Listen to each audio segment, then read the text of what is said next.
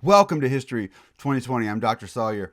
I'll be your professor for today, hopefully for the rest of the semester. Why do I say hopefully? Well, because sometimes things happen. Sometimes you're just rolling around. Well, sometimes you can't say words. Also, sometimes you're just rolling along, and your president's like, "Hey, I kept us out of war this whole time. We've definitely been out of war. You guys should reelect me." And then you elect him, and suddenly he's like, "Oh, it's time for war." That happens sometimes, but when does it happen? Well, by the end of this class, you'll find out. Also, stay hydrated, America. Stay hydrated. Let's get going on with the class. Now, just a reminder before I go on with this, that this week's quiz, which will open up, if you're watching this as soon as I put it out, on Thursday, the 25th, quiz opens tonight. It's going to cover this week's material and last week's material. So make sure that you've got firm knowledge of both of those for this week's quiz. And again, that's not going to be a regular thing. It happened one time because of the Constitution quiz. This time it's because of the snow week. So I apologize for the confusion, but it's one fewer quiz. I guess that's not so bad. Last time in class, we discussed the end of Teddy Roosevelt's presidency, how he doesn't run again in 1808.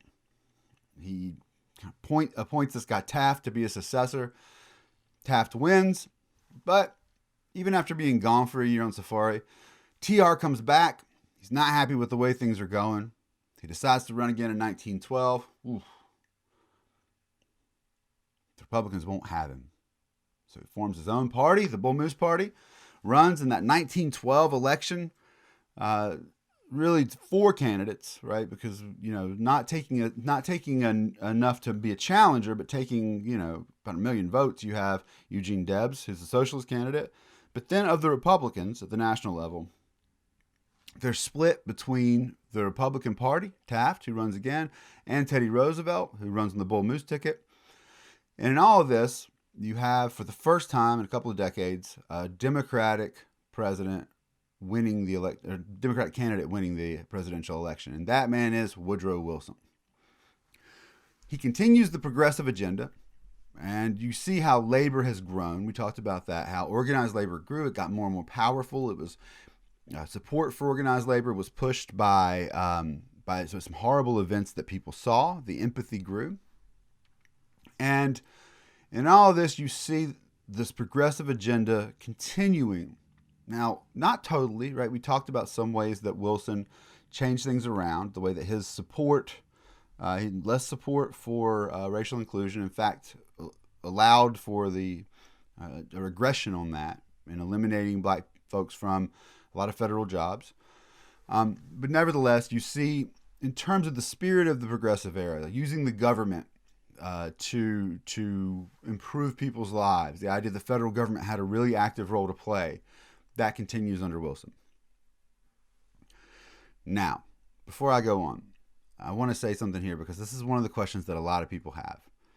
They wonder, they look at the South. The South was solidly Democratic up until, from almost the Civil War, before the Civil War, all the way until the middle of the 20th century. Solidly. Like we even saw in these elections, Teddy Roosevelt being really popular. He's a Republican, though, can't win the South. So then people wonder, why does suddenly, in the middle of the 20th century, do you see the South now, by the 21st century, pretty solidly Republican?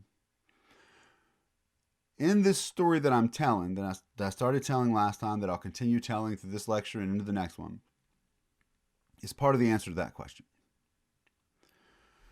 The Republican Party had been the party of the progressive era. And I told you that the Democrats decided to really push for Woodrow Wilson to be their candidate because he was a Democrat that was on the side of that progressive agenda. He was very different than some of the other Democrats. What that means is that the Democratic Party has now picked up the progressive agenda. Throughout Woodrow Wilson's 8 years in office, though, you are going to see a growing opposition to that view, that idea the federal government has a role to play. And that's going to come largely from the Republican Party. So in a weird way, what happens is this progressive agenda gets passed on to the Democrats through Woodrow Wilson. The Republicans then bail on it. And this shifts the Democratic Party's position and the Republican Party's position and makes the Democrats, not completely at this point, but certainly leaves them with the legacy of a progressive federal government, which is going to make them the ones who are pushing for federal reforms. The expansion of later on with FDR, with Social Security, with minimum wage and all of that. So part of the story is in this era right here.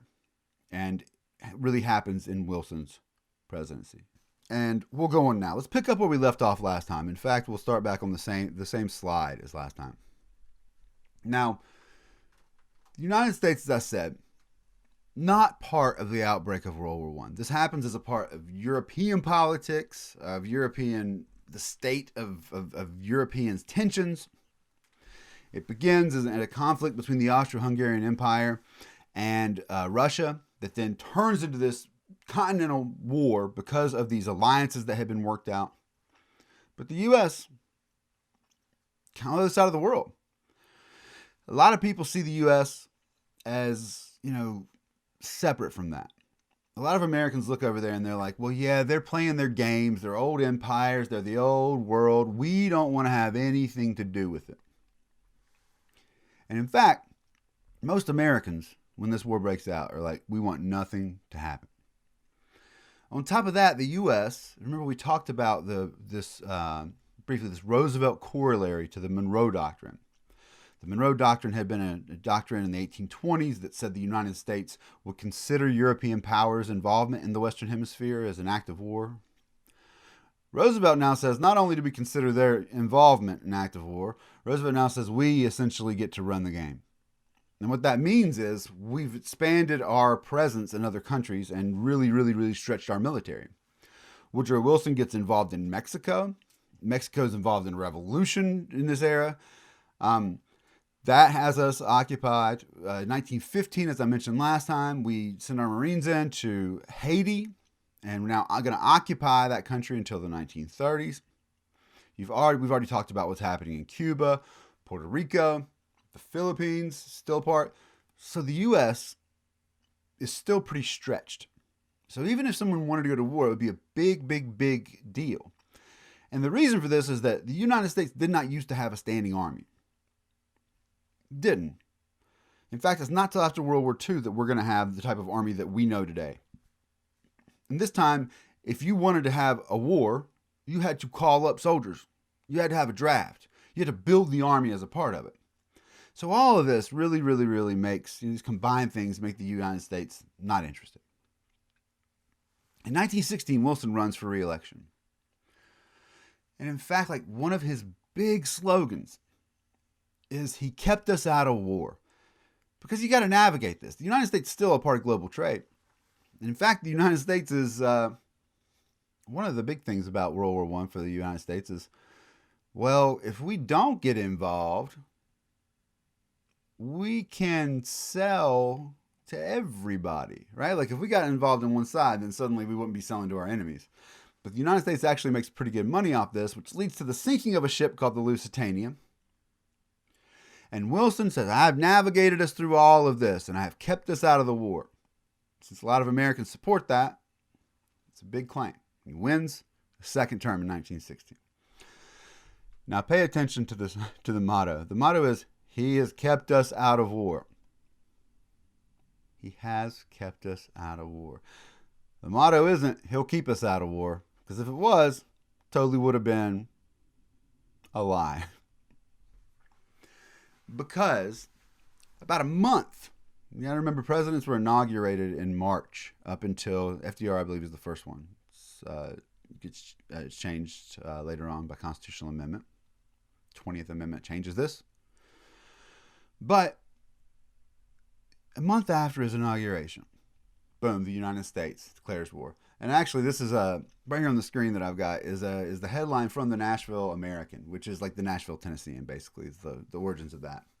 So I thought that I'd be able to Google search that one, but you can't find it on Google. So I went into our own MTSU newspaper archives, which are awesome, that are online, and found this. And you can see here, this big headline, right? And you can check this out down here. You can see this part about the Army, because what is one of the headlines here? The headline is Nation Enters War. But on the front page is still, Army plan calls men from 19 to 25 years into service. In other words, they're going to start drafting people. They're going to start trying to get people to join the Army because that's something that's got to happen. So why such a sudden change in attitude? Well, there's a couple of reasons. One of the things that Germany had done, because I don't have a map up here, but if you go back and look at the maps, Germany and Austria-Hungary and the Ottoman Empire, they kind of run a strip down the middle of Europe. And on the other side, you've got France and England. And England has a mighty fleet, but it's an island, right? So it's got a lot of coastline there. On the other side, you've got Russia, which stretches all the way to the Pacific. In the middle, you've got Germany and Austria-Hungary and the Ottoman Empire. So they are going to have trouble getting supplied. So in order to bring about that type of a problem for the British and the French, the Germans have the advantage of they've created these U-boats, these underwater boats, these not first submarines. If you recall, there was a Confederate submarine before this, but these first actually effective submarines. And for a while, they're using them to target ships that are bringing in military supplies. But the question gets iffy, right? Because if you're trading, you don't have to put a giant sign on the side that says, we're bringing in weapons. You can put weapons in a lot of different ships, including passenger ships in the hold. So Germany, desperate to cut off these other these countries that they're enemies from trade, they began a policy of unrestricted warfare against ships. In other words, they don't care why you're there. If they see a ship that is heading into England or into France, they will sink it. This is a reason why the United States gets upset. As I said, we're trading with both sides, or trying to. And it means that passenger ships could get caught up in this. And that's exactly what happens. 1915, because of this policy, the German U-boats sink a ship called the Lusitania, which was carrying a lot of passengers, a lot of American citizens. And at this point, as you can imagine, if a foreign country just destroyed one of our aircraft as a part of their war policy, that might drag us in. But Wilson actually decides that what he's going to do is he's going to stand down the Germans and say, you've got to stop that. You got to stop that unrestricted submarine policy. If you will agree not to do that, no longer just sink anybody, then we might stay out of the war. And Germany agrees. So he's managed to get something good for the Americans, right? That might prevent this again. Manages to keep us out of the war. So that was a big deal. But then in 1917, the Germans announced that they're going to start doing that again. So this means they're going back on the word they had, and they're going full on unrestricted. This might seem crazy. It's going to turn out to have been a really bad decision, probably. Because the Germans, when they do this, they're well aware that they're probably provoking the Americans to get involved in this war. And by this point, the war's been going on for 3 years. But England and France and Germany, all these countries are exhausted. Russia's, by April 1917, by the time we're involved, there's already been a revolution in Russia that's overthrown the Tsar, that's come out of this war because it's so unpopular. People are starving. People are dying. Germany, looking over there thinking Russia might get out of this war. And they've got a strategy. The Germans believe they have a strategy to totally win this war quickly if they reinstate their policy of unrestricted warfare with the submarines. And because, as I said, the United States doesn't have a standing army, Germany's calculating it will take the United States a while once they declare war to actually get over there and start fighting. Now, if they get over there, that's a problem because these other countries are exhausted. They're running out of supplies, whereas the United States is fresh and ready to go and far away from the war itself. So when they announce this, they think we're going to wrap this war up. It'll be over. The British and French and Russians will surrender by the time the Americans can even get here. So it won't matter that we've made the Americans angry. So there's a real reason why the United States, why Wilson and the U.S., remember war has to be cleared by Congress. It's the real reason why this policy changes. On the other hand, you have other motivators. And this is a great one. About the same time this happens, the British leaked to us a telegram known as the Zimmerman telegram. You've probably heard of it. And it was it's real. It was a transmission from the German government to the government of Mexico, asking Mexico to attack the United States to essentially keep us busy so that we couldn't get involved over in Europe. And Germany promised that if Mexico would do that, then once the Germans had won the war in Europe, they would then come back over and support the Mexicans in a war against the United States, with the end goal of helping the Mexicans reclaim the land that the United States took in the Mexican-American War. So, California, Arizona, New Mexico, all that. That is a super provocative document. But it's also, it's kind of a pipe dream. So it shows some intention on behalf of Germany, but there's a couple of problems with the whole thing. First of all, Mexico's in the middle of a revolution. I don't know if you know much about revolutions, but it's no time to be like, hey guys, can we stop fighting over principles and the idea of the future of our homeland? Just stop a minute here. Let's just stop a minute here and, get together, go fight the United States. Germany will come. It's not going to happen, in other words. Second, that document didn't just come out. That document had been intercepted by the British before, and they were sitting on it, holding it for the right time to reveal it to the United States, which is an extra push to get the U.S. in on the war, because the British know that if the U.S. does come in, it's going to be against Germany, which means it will be on the side of England and France. And they think Russia, only for a minute, though. On the other hand, Wilson has his own ideas about why the U.S. should be involved. Wilson is an idealist. He believes in this, he's very deep, very, very, very invested in his faith. But he believes that there can be a world where there's no war. He believes that if American principles can be embraced by these Europeans who have got it all wrong, that the United States can go over there and show them how to have a democracy. You see, this is that thinking, right? This is that thinking that TR had, right? You go over there and you civilize these people. In a way, that's kind of the thinking that Wilson has about Europe. Show them the future of America, of politics, and it's in America. And on a more strategic level, he thinks if we go and get involved in that war, the United States will be the reason, likely, that the English and French won. They will know that. We will be in the most powerful position. The combination of our contribution to the war and our clearly leading light in the world as the American democracy, that the United States will have a say-so in what happens to the world after World War I, particularly what happens to Europe. But that if the United States doesn't get involved, then the Europeans will probably just do their old things, cut things up, divvy things up, punish each other, and that in that sense they could just end up creating another war. You'll get why I'm kind of feeling this way when we get to what actually happens at the end of the war. So all these are the reasons why. You have the international elements, you have the Germans' attack on us, you have this kind of punch in the gut that's not really that big of a deal, the Zimmerman telegram, in terms of its, intention, yes, impact, no. And then you have Wilson's view of what he can do with the world. Patricia O'Toole's biography of Wilson is called The Moralist. I think it's a great title. The guy believes that you can show people the right way. After this, the United States gets into the work of building an army. And you can see this chart that I've put in the slide.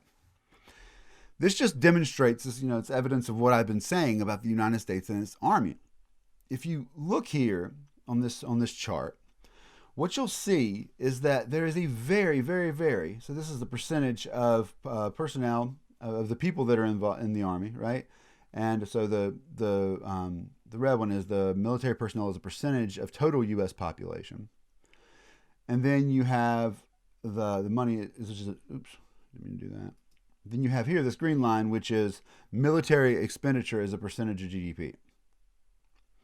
And you can see, if you look, beginning in 1789, you go across, you see some small bumps.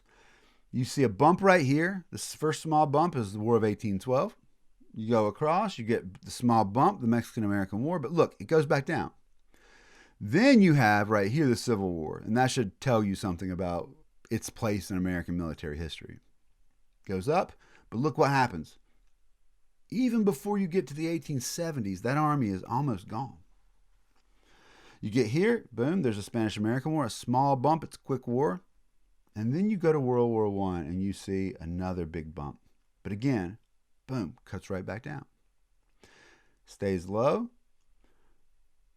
Get to World War II. Over here, 1939, 1940. It's really 1940 when you see FDR start to build it. We'll get there. Shoots way up to its highest point it's been. Then immediately comes back down. It starts to come back down. But then it hits this point right here. And just after the war, and then it goes back up. That, friends, is the rise of the United States as a superpower in the Cold War. And the idea that the United States takes the British role of being the policeman of the world, as some people call it.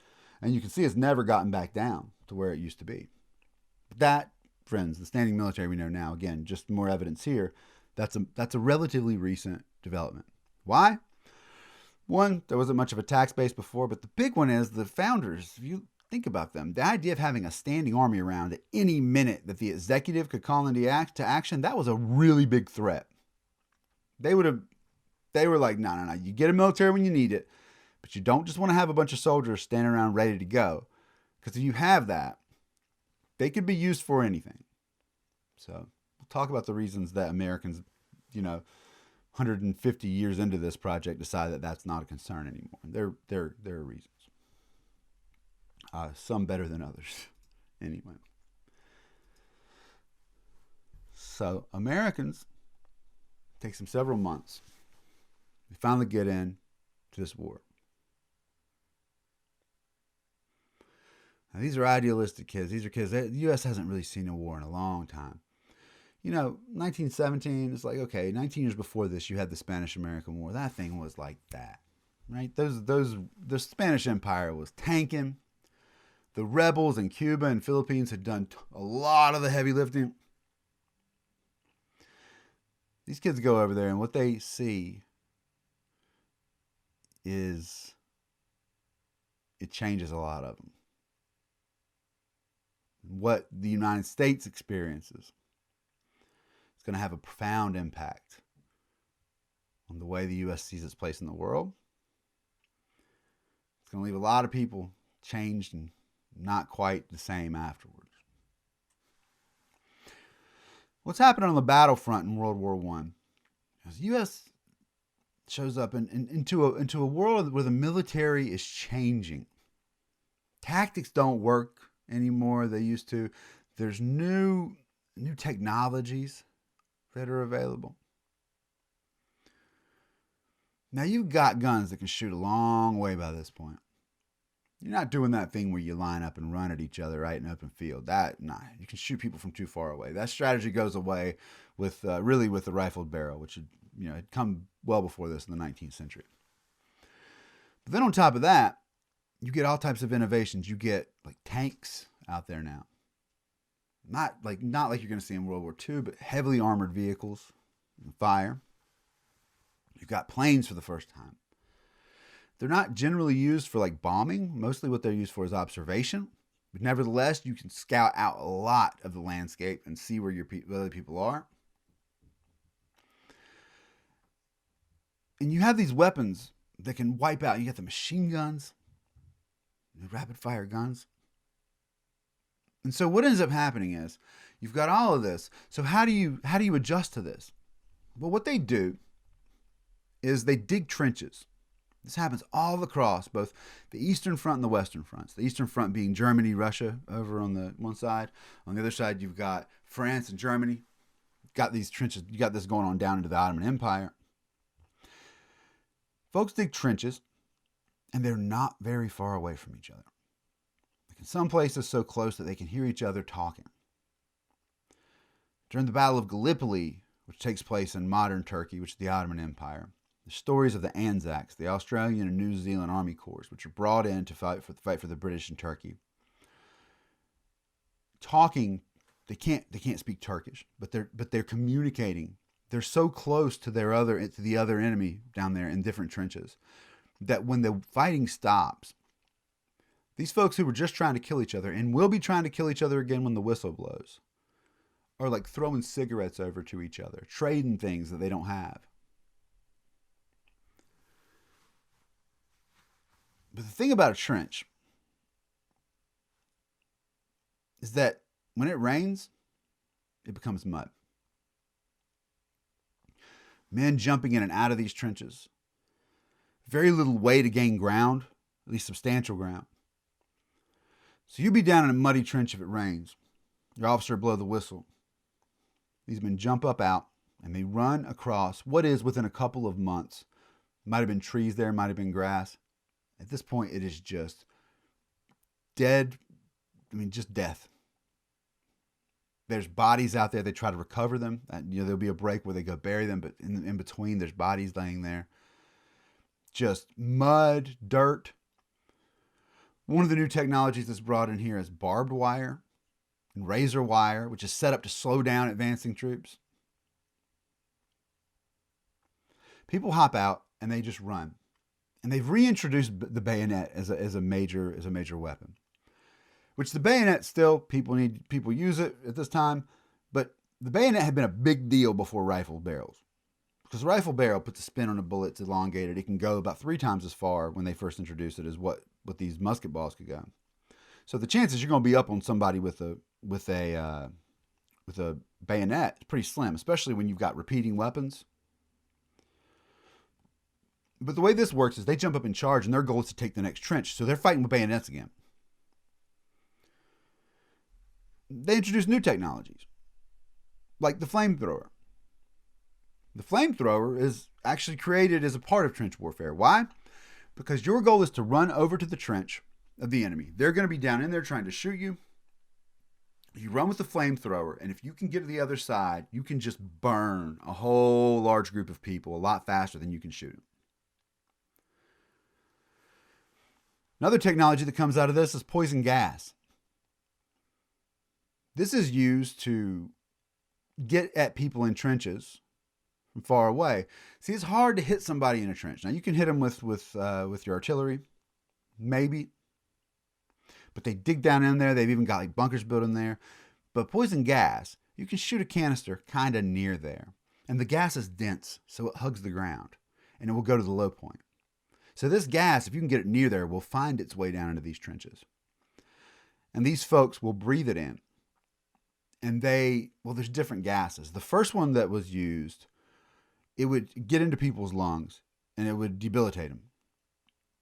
But it triggered a cough response. So people could cough it out and live. So scientists got to work on a new gas that didn't have the same problems if you're trying to kill people. So this gas, it wouldn't cause you to cough. So you just breathe it in and die.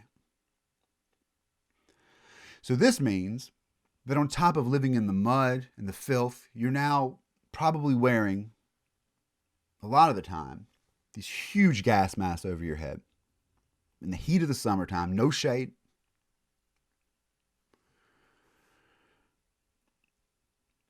If anybody's watching this and you've been in the military, you know about this thing called trench foot.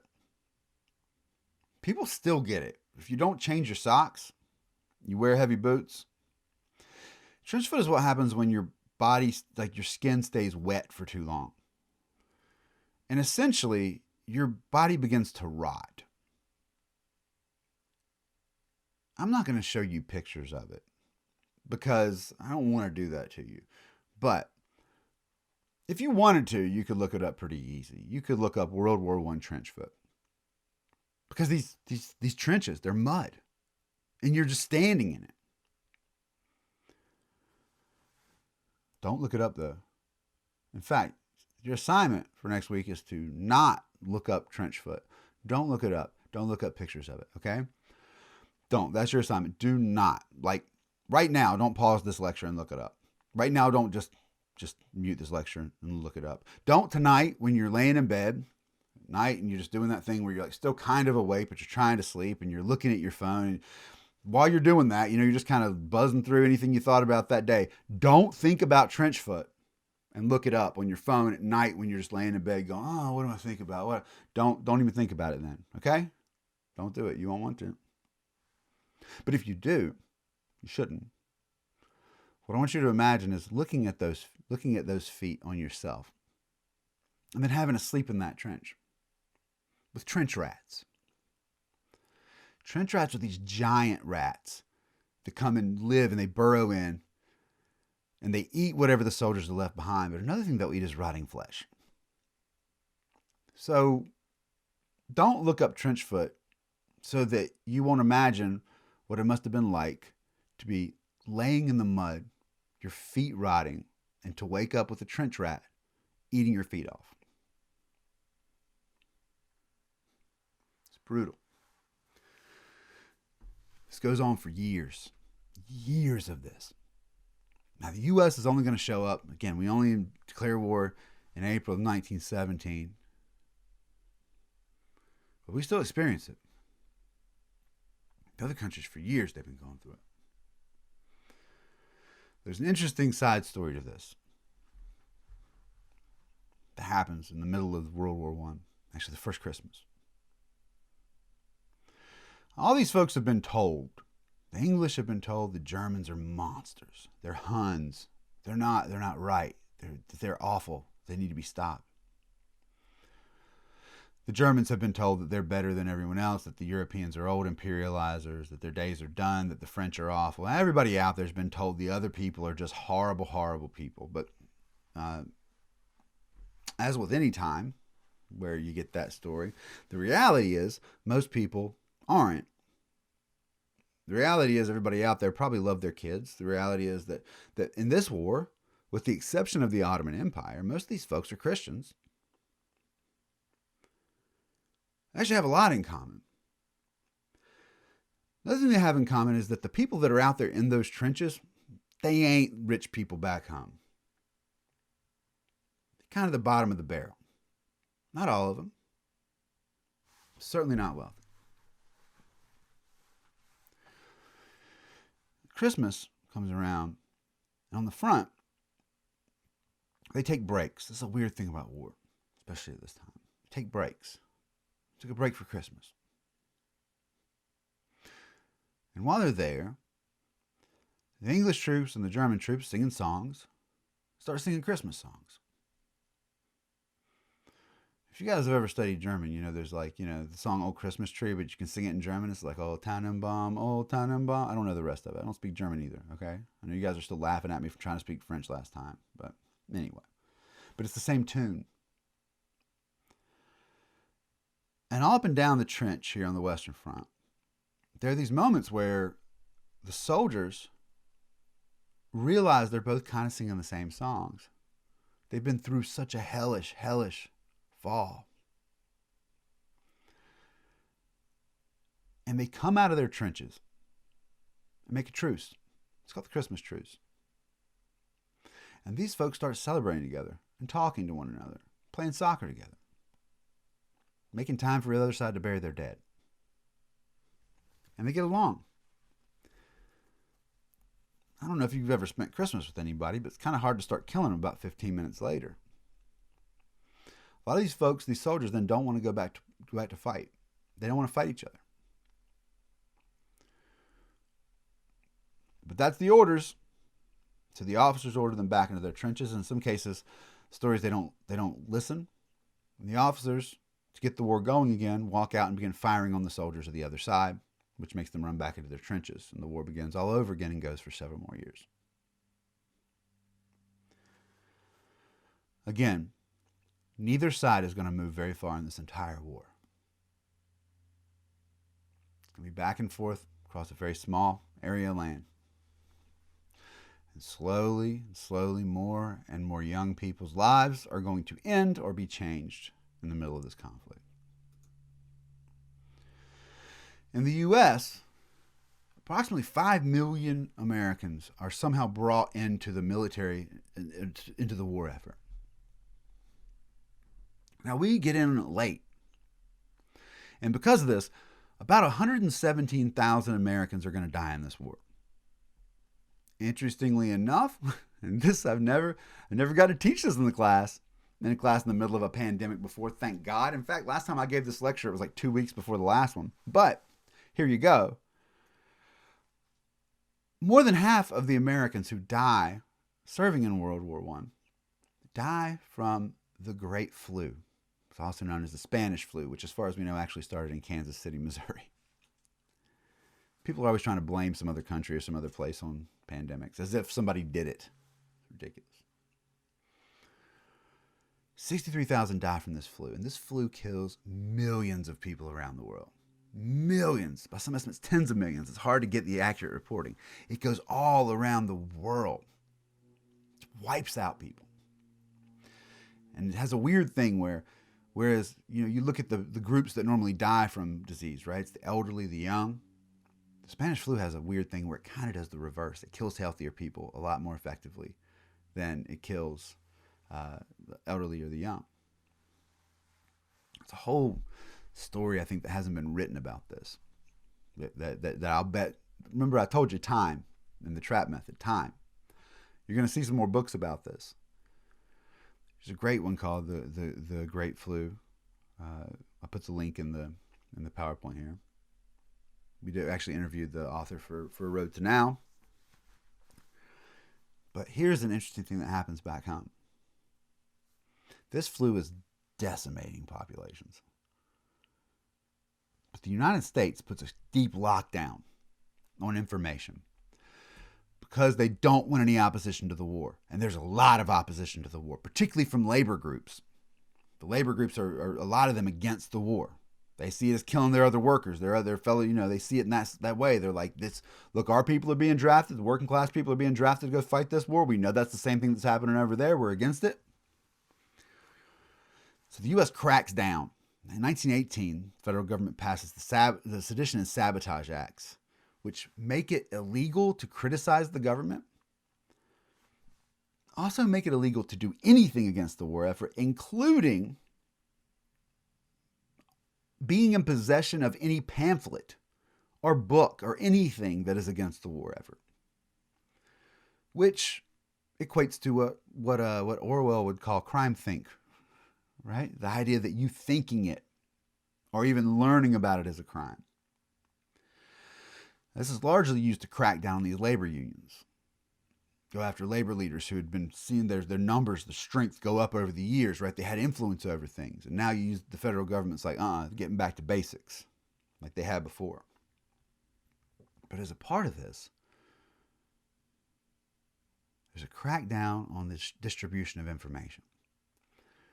And the federal government orders, under the radar, that no news outlets say anything about the Spanish flu that's killing people being somehow special. The news most Americans get in the middle of this is that this is just the regular flu. It's not a big deal. Don't worry about it. As such, people carry about their regular lives and this thing rages on. From what we know, there's one example of a city that did not follow that rules. It's the one that's furthest away out there, San Francisco. And in San Francisco, they announced that this was this was a significant risk. They put in place community elements, like they shut down public transportation and people used individual cars to get places. There were I believe there were other measures, like public health measures that were put in place. And as a result, San Francisco saw less of a death rate than most other cities did. So there you go. Pandemics, governments, it's all there.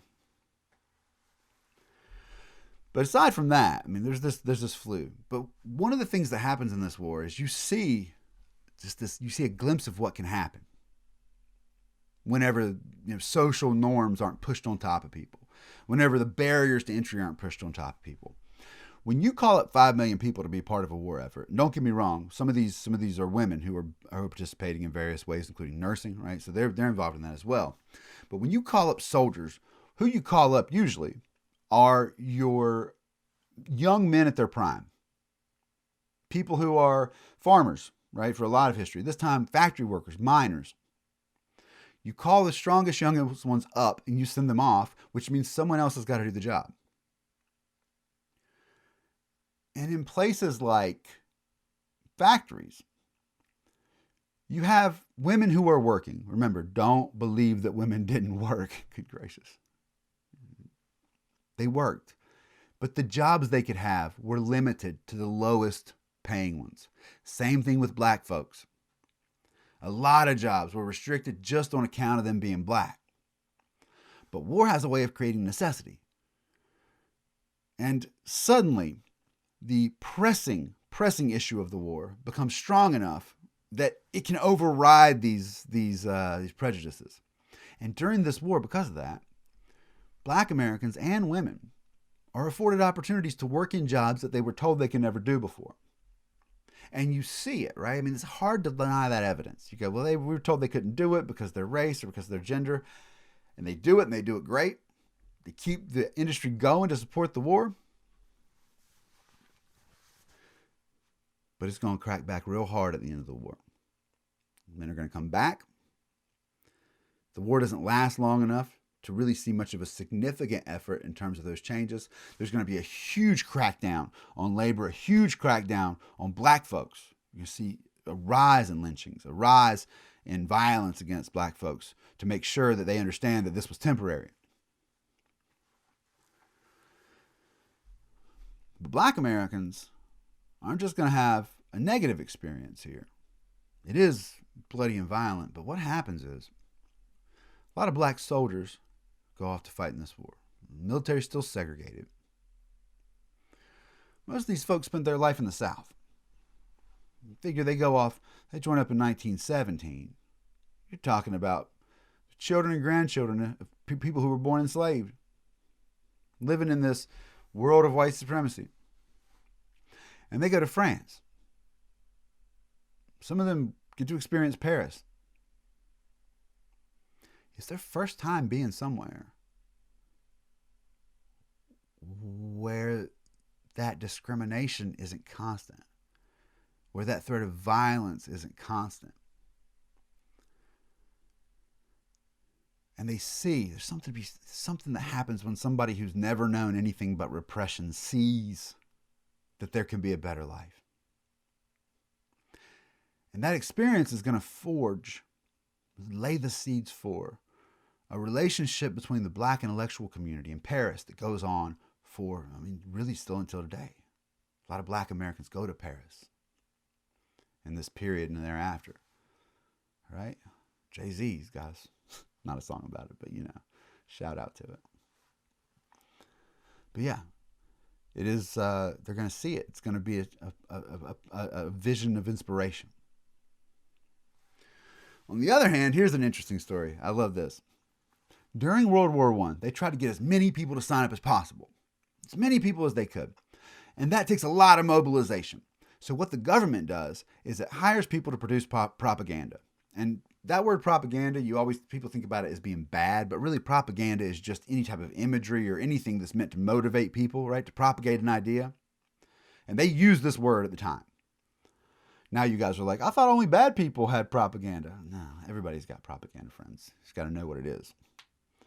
But even this famous I Want You poster, this is the product of the U.S. military, the U.S. federal government coming in and hiring artists to produce all this imagery to mobilize people. And they get good at it. They show that this works.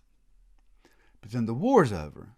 And nobody needs people to get people into the military. They're throwing people out of the military. Not throwing them out, but they're discharging them. And at the same time, if you guys recall, the Industrial Revolution has taken off, produced all these goods. Now electrification's happening. And companies say, these guys are pretty good at getting people to do what the military wanted them to do. I wonder if we could bring a lot of these folks in and hire them to produce things for us. Thus, the origins of the modern advertising industry. It's artists go from public service through the government into private industry, a lot of them. And the seed is planted and it goes on. So at the end of this war, Wilson was part of this delegation that goes in. And remember, Wilson, he believes he can show that the Europeans how to do things. He believes that he'll have a lot of leverage, and he's a very, very sweet and idealistic guy.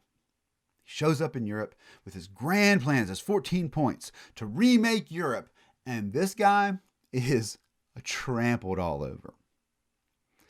This guy's got a lot of neat ideas and energy, but he's playing against two of the oldest and most experienced empires in the world. And Wilson gets punked. Now, there's a couple of reasons for this. One is he's just very idealistic. Another one is he gets the Spanish flu during the middle of this. And one of the things about that Spanish flu was that a lot of people said even if you lived through it, it changed people. It changed. Afterwards, they were just, the part of them wasn't who they were before. Like they lost a lot of themselves. And this seems to have been what happened to Wilson. This is what biographers have suggested, that this actually impacted him and he could not get it back together after that. And we'll talk about here in a little bit, like he's going to be dead, essentially. He'll die. He'll be incapacitated by the end of his term in 1921. So I guess that. But another thing is you're just walking in there with the idea that you can inspire these empires out of their old games, and it doesn't work. The British and the French get what they want. The one thing that Wilson manages to convince the Europeans to do is to create this vision Wilson has had for a League of Nations. Woodrow Wilson says, look, these wars happen because there's no way for all the countries of the world to come together and see each other's interests in a forum. So he wants to see the creation of a League of Nations where all the countries come together. If there's going to be almost a war, like they sit down and they go, all right, what's at stake? How do all the other countries feel about it? What might happen if we do this? How can we avert this war? And a lot of European countries agree to it. It's one victory. The problem is that Wilson's not going to get it passed. He's not going to get it passed because he's going to come home after these peace negotiations and find out that the United States is done with progressivism and done with Wilson's ideology, and that Americans had enough of being involved in Europe. So even that's going to fail. So you might be thinking, wow, so really nothing happened? Really nothing happened after that for the U.S.? Oh, friends, let me tell you, lots happened. For the United States, that sentiment that I just said, get us out of world affairs, that is going to stick hard. It's going to impact an entire generation. The people who come back from World War I are like, we fought and we died and we got what? Nothing. In fact, a lot of people at the time, people who were against the war and people who later came to be against the war, they began to believe that the reason the United States got involved in the first place was because of American businesses who insisted on continuing to make money off of the warring parties. They believed that it was American businesses' selfishness that ultimately led us to be the targets for the German submarines and ultimately drug us into World War I. This is going to stick around. And when Hitler starts invading the rest of Europe in the 1930s, this interpretation of World War I, which is held by a lot of Americans, it will stick hard. And if you ever wonder, why did the United States take so long to get involved? That's an important part of the story. But at the international level, those impacts are going to shape the world, friends. That World War II that I was just mentioning, that World War II, not the other one, yeah. World War II that I was just talking about. Why does Germany believe the cause of a madman like Hitler? You got to be pretty desperate most of the time. A lot of that desperation comes out of the British and the French just absolutely destroying and humiliating Germany in the peace terms after World War I. I told you in a nutshell the reasons for this war, guys. We always want good guys and bad guys. I don't know that you can find them in World War One.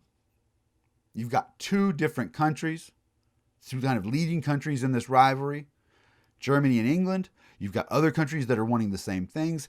It is about taking land. It is about, it is about all these things. It's just not something where you go, well, they started, it was really bad. You just kind of got two sides. But in the terms of the surrender, Germany had to admit total responsibility. They had to acknowledge that they would pay off all of the debts that France and England incurred for all of the destruction of their equipment, for all the damage of the war. It was placed a huge economic burden on the German economy. They leave the country defeated, kind of the English and the French walking around cocky. That's going to have pretty short-term consequences, a couple of decades, with helping to understand what happens with World War II, and particularly the rise of Nazism in Germany. On the other hand, what happens after that? The rise of the Cold War, the U.S. and Soviet Union coming at this global battle that really defines decades, if it's the second half of the 20th century. That too goes back to World War I. Because it's during World War I and Russia's involvement. Russia is not industrialized. Russia at the beginning of World War I has the largest standing army in the world, and they got nothing in terms of equipment. They will constantly, basically the Russians will fight the Austro-Hungarians, who are also undeveloped. The Russians will make some good wins. Then the Germans, who have modernized, industrialized, and built a hell of an army, will turn towards the Russians and just rout them. So even when there's a short-term feelings of victory, the Russians just end up getting destroyed. Popular opinion turns against it. In February of 1917, the people of Russia, it begins as a Women's Day march. It's actually women who are out in the street protesting. The Tsar calls out his soldiers and under the officers to go out and shoot down these people, to put down this protest in the streets. And the soldiers, when the officers ordered them to shoot the people of Russia, the soldiers, again, whose own families probably going through a lot of the same thing these people are, and instead of shooting the workers in the streets, they turn around and point their guns at the officers. In a short period of time, the 300-year Romanov dynasty, done. You get in between, it's a very complicated story, but you get in between these varying factions to take over in Russia. What ends up happening, though, out of nowhere, guys, I mean, that is insane, is that this group called the Bolsheviks, Marxists, these Marxists, they proclaim themselves the government of Russia. They stick around, and they establish the Soviet Union, which is the first communist country in the world. That's the origins of our big enemy after World War II. Got those. But the one consequence here that we're still seeing today has to do with what happens to that Ottoman Empire. Remember I told you that was Turkey and a lot of the modern Middle East. It was a huge empire. It had been one of those powerful empires in the world. By World War I, it's starting to wane. In the middle of this war, even before it's over, the British and the French have made a plan. They're like, hey, when this is over, we're cutting that land up. It's going to be ours. And they do that. You can see this here on this map. You have a map of the Middle East here. If you see here, you see the Ottoman Empire is this entity that goes all the way up here from across to Istanbul and into Europe here. Down through, Persia is modern Iran. But it goes down through here. Modern Israel, modern Lebanon, Saudi Arabia, all of this is a part of the Ottoman Empire. Now, the British had made a deal with the Arabs because the ruling elite inside of the Ottoman Empire, they were ethnic Turks. But all this down here are not all, but largely Arabs, right? You also have Kurds, you have different ethnic groups. But the British struck a deal with the Arabs. And they said, if you will rise up and fight with us against the Turks inside the Ottoman Empire, then after the war, we will give you your land. We will make sure that you are independent. So they allied with them. And then after the war, they sat down and they literally drew lines across a map. And the British would say, well, we'll take Iraq. And the French go, cool, we'll take Lebanon. And the British go, okay, we'll take Jordan. And they just cut it up. And they cut it up the way they want. They leave Jerusalem independent. But these British and French leaders, imperialists, they almost, and it's not exact, but they draw the lines that are today the borders of the modern Middle East. You know what they give the Arabs? They give the Arabs all this part here. They're like, hey, we said we'd give it to you, but check this out. We're going to take most of the good land up here. We're going to take this area up here, which is dominantly Arab. We're going to make sure that these areas around here are cut off. They leave what they think to the Arabs is kind of the in-between, just this huge desert. They got no clue how much oil is underneath it, or that it's not even as valuable at that time. But it will be. And when they draw these lines, they create factions. They create identities that lead to conflict in the region. One of the things they do is they draw lines like the Kurds, for example, which there's a large Kurdish population in Nashville. There are parts of this area that are ethnically Kurdish regions. And they just draw it and cut it into different countries.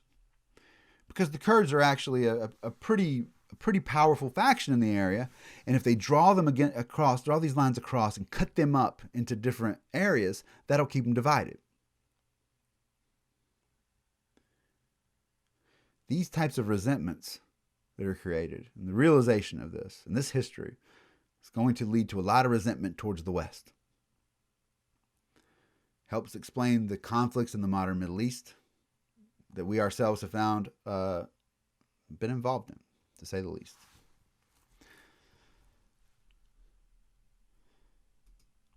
As I said, and here's a map of Europe. Sorry. The map of Europe also gets divvied up, although to less a degree. There's the European countries actually have some say-so, not totally. But you can see, like before the Austro-Hungarian Empire, it's cut up into Czechoslovakia, which is predominantly Czechs and Slovaks, with some Germans in there, because you can see part of it's cut out of Germany. Or this area right here, which is actually Germans. Poland becomes independent. Poland had not existed before that. You have Hungary, Vienna, right? You have all these countries that are cut off. You have Yugoslavia, right? These countries are created. This idea of national self-determination sets in. These are the countries that are going to find themselves in the middle of World War II, kind of in between the sides. You also notice here, after World War I, no longer do you have Russia. You got the Soviet Union.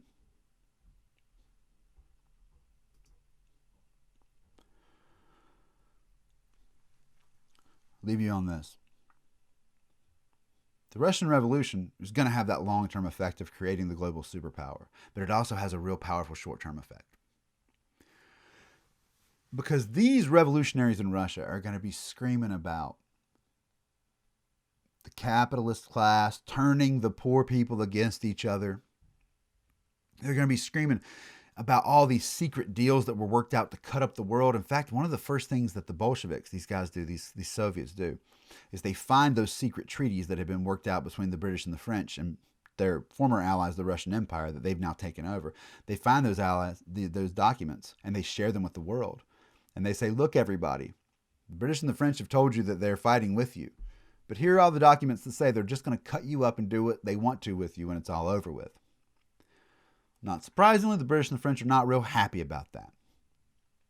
On top of that, the propaganda that comes out of the Soviet Union is not subtle. Here is one over here. Wait, what's happening there? Sorry. Here is one of them.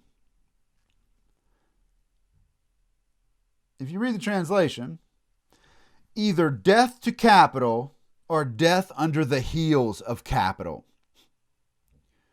The guy who looks like the fat Monopoly man, he features highly in a lot of the Soviet propaganda to describe the capitalists.